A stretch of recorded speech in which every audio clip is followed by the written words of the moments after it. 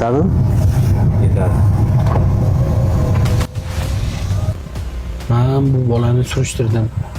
Bergan pullaringni yaxshilikka ishlatmayapti-kanda. Kayfu safoga berilib ketibdi. O'zim ham bilaman.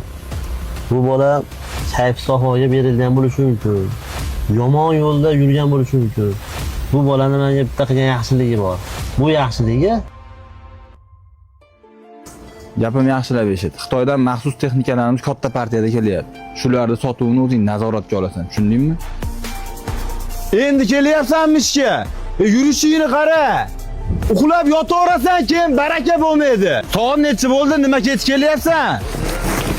Kecha soat 1:30da ketganman, o'shaning uchun kech kelyapman. xafa bo'lmasangiz bitta gap aytaman sizga. Qanaqa gap ekan?